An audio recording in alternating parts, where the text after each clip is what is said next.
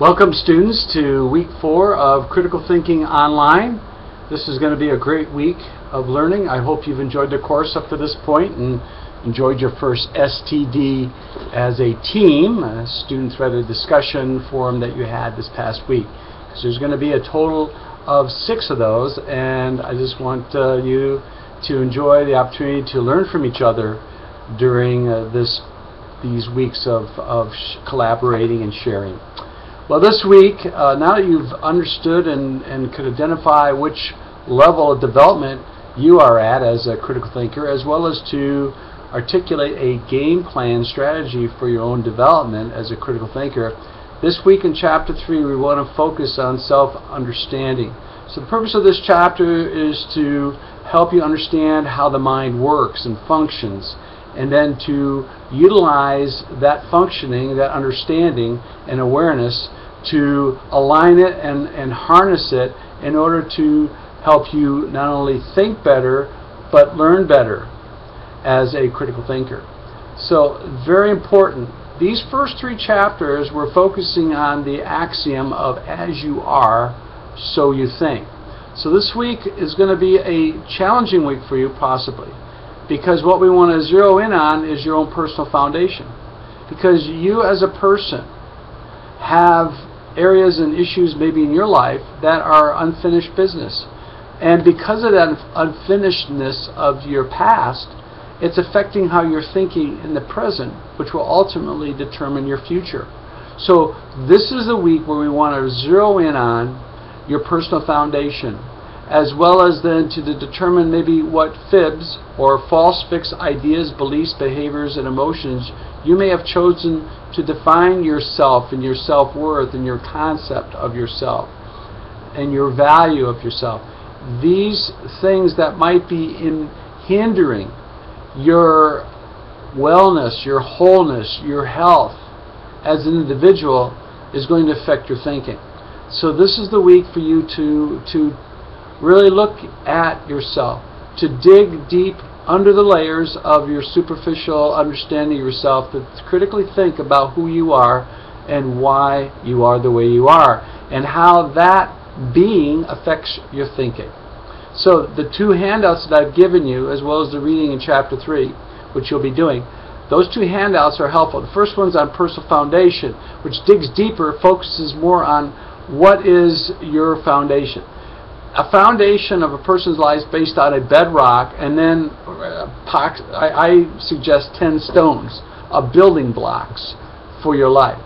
And the foundation of your life and my life, of our identity, our worth, our value, could be based on truth or based upon lies or fibs that we have chosen through our life experience, maybe because of unfinished business, of broken boundaries, hurts that haven't been healed, fears that haven't been faced, losses that haven't been grieved, etc., that we've not dealt with in our lives, are causing us and dogging us and hindering us from thinking in a holistic and a more healthy way.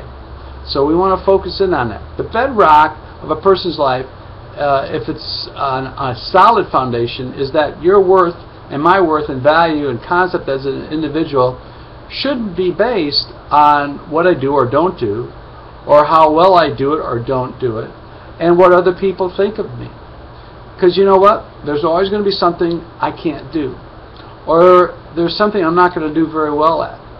And then thirdly, there's always going to be somebody that's not going to like me. And if I base my value, my worth, my esteem and concept on that, it's kind of sinking sand. It's not a hard bedrock. The bedrock that we believe here at Mercy, and we've taught, and it's all part of our core values and our understanding of life, is that we would say that God is our source of love, unconditional source of love. Now, if you're not Christian, that's fine. If you're Muslim, that's Allah, or it could be any number of different religious concepts of God, but it's someone or something that gives you and me a source. It's an unending, unfailing source of unconditional love. It's not love that I have to earn or love because I did something or didn't do something, but it's a I love you unconditionally overflowing love. that gives me then worth for myself, that I can then love myself and then love others with that same kind of unconditional, unfailing love. So therefore I can love people I don't like. Why? Because that love is unconditional. And it may be hard for me maybe even to love somebody, but yet God can love them through me because I become a conduit of that. So we talk about the personal foundation. That's your bedrock. And then there's the 10 stones that are articulated in that document. I'd like you to read through it and ask yourself, are those things that are in your life there and that can be strengthened? All these things are opportunity for you to think, what is your life based on? The fibs are false fixed ideas, beliefs, behaviors, and emotions that through our life we've defined and limited ourselves in that. We've, as the chapter says, we have created chains that enslave us and keep us limited, keep us constrained. And so you can see like the triangle of the fibs in the front of that document. The heart is really you, but those other things are things that through life maybe you have allowed to kind of be calcified or to pretty well encase you in that. So you are not what you think you are, but what you think you are. See, so that's the concept. And there are 13, I call them the 13 dirty baker's dozen ways in which we try to kind of maintain our security in that prison that we've developed and constructed in our own mind and thinking that keeps us limited in terms of who we are and our full potential. So look at those, which one maybe identify you or typify you, and then look at another key indicator are triggers. Anything that would be a stimulus that would create a certain type of bodily sensation based upon a thought that you have created that gives it a sensation or a kind of power that causes you not to control it, but that it begins to control you and even put you into a spin cycle. The stimulus is not the problem. Just like a temperature is really not the problem in a person's life unless it's 104 plus. The temperature rather is an indicator of a systemic issue that is either an infection, some kind of virus that's going on that's really the cause of that temperature. Temperature is just a symptom or a trigger for something else. So if you have a trigger, get in touch with that.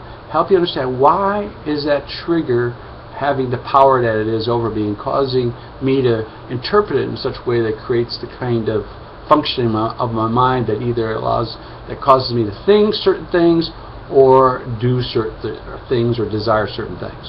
So you have the power to take charge of your life and your learning, but it's up to you. So this is the opportunity this week, and my caution is that it's going to be hard. This is not going to be an easy assignment, but it is an opportunity for you. And so I trust that you'll take advantage of that. That will help you catapult you into the beginning levels of thinking as a critical thinker. And you'll also be doing your second STD this week, so I hope you enjoy that as you're reading the 30 Days of Better Thinking and Better Living. It's a great text. It really helps you look at the 30 fundamental powerful concepts of the course, and it helps you then to 5 out of the 7 days of the week to really look at each one. And I know really it's going to take more than one day, maybe even more than a week, and maybe a month, or it'll take the rest of your life maybe to take a particular concept and utilize it to its fullest in your life. But it's at least exposing you to these, and then you can always come back to them throughout your life, because this is a lifelong learning process. So anyway, I hope you have a wonderful week. God bless you. Look at the video I have too. I think you'll like that about the black hole, and there's other things that you'll learn this week. And I hope you'll continue to grow and enjoy and develop as critical thinkers. Take care and God bless. Bye now.